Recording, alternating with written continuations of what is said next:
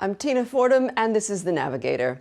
Today we ask, is the Trump put consensus on geopolitics right? It's a spicy time in geopolitics, and markets are pricing in a short war in Iran. Previous episodes in Venezuela and Greenland were contained and set the precedent, but this time could be different. If Trump does not hold all the cards, a taco maneuver becomes less likely.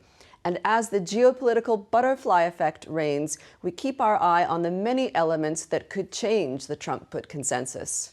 Iran has already shown that everything is on the table, and while its regime remains in place, further escalation may not only widen the conflict and prolong the fallout, but further strain global stability.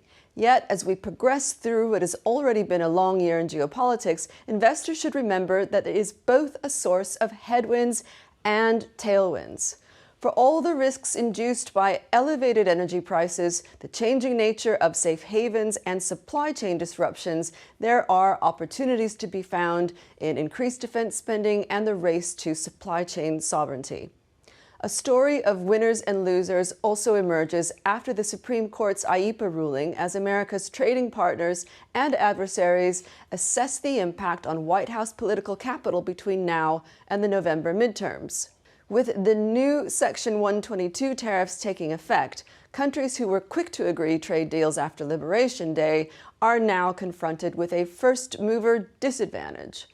While the international trade landscape gets redrawn, others, such as the EU and India, will be carefully waiting and seeing.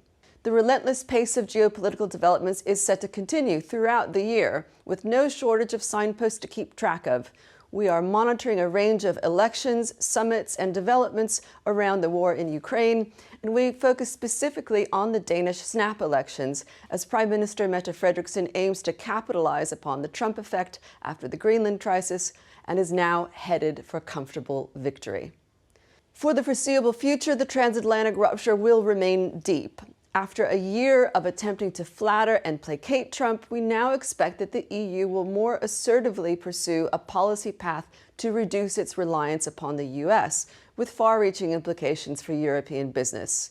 We see the US-Iran war accelerating this trend. The White House has disapproved of the UK's and Spain's hesitance, for example, to support the military operation. Our March Navigator watch list is getting crowded. While market participants are expecting Trump to climb down as inflation risks escalate, further escalation and economic spillover from energy markets may show this episode to be more systemic.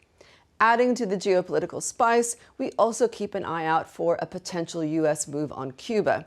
Meanwhile, the consequences of the Supreme Court's IEEPA ruling may haunt the Trump administration ahead of midterms as importers seek refunds. And all of this will be closely watched by Chinese President Xi Jinping, who will be visiting the White House at the end of March.